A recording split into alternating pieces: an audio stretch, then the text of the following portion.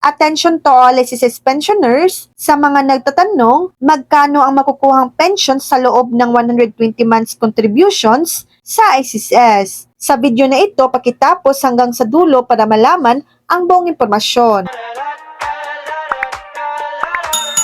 Alamin natin kung magkano ang posibleng makuha mong pension kung mayroon kang 120 months na contributions sa SSS.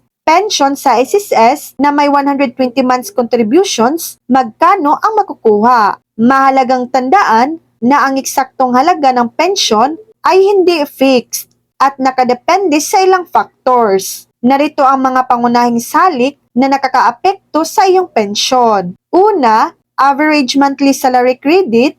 Ito ang average ng iyong monthly salary credits sa mga taon na naghulog ka sa SSS. Mas mataas ang average monthly salary credit, mas mataas ang iyong pensyon. Pangalawa, credited years of service. Ito ang bilang ng taon na naghulog ka sa SSS.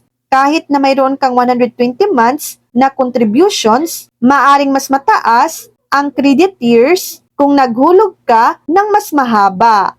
Pangatlo, minimum pension. May minimum pension amount na binibigay ang SSS. Hindi bababa sa halagang ito ang iyong pensyon, kahit na mababa ang iyong average monthly salary credit. Minimum pension amounts base sa SSS, kung may 10 taon o higit pang serbisyo, magkaroon ng tig 3,000 pesos. Kung may mas mababa sa 10 taon, magkaroon ng tig 1,200 pesos. Mahalagang paalala, SSS website, bisitahin ang SSS website www.sss.gov.ph para sa kumpletong impormasyon tungkol sa pension computation at para sa mga updates. SSS Calculator, gamitin ang pension calculator sa SSS website para malaman ang estimated pension amount na maaari mong makuha. SSS branch, pumunta sa pinakamalapit na SSS branch para magtanong tungkol sa iyong pension computation.